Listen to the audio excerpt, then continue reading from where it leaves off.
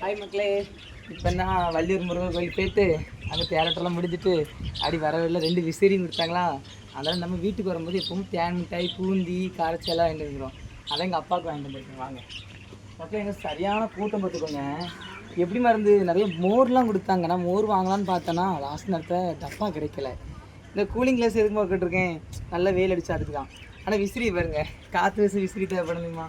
எப்போ எப்போ இன்னைக்கு முருகன் கோயில் போனீங்கம்மா தேர்றதுக்கு?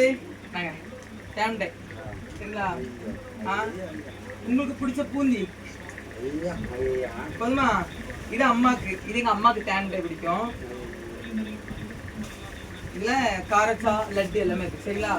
இப்போ எங்கள் வீட்டுக்கு வெக்க ரொம்ப பார்த்துக்கோங்க. நான் நல்ல நேரத்தில் இணைஞ்சிட்டேன். அங்கே காற்று வீசுக்கு தேவைப்படுமா, அந்த ஆள் விசிறி எங்கள் அப்பாவுக்கு வீசுக்கு.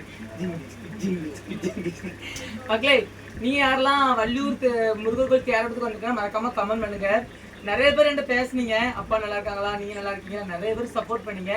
மக்களே, வள்ளியூர் மிக பிரம்மாண்டமாக நடந்திருந்து தேரோட்டம்.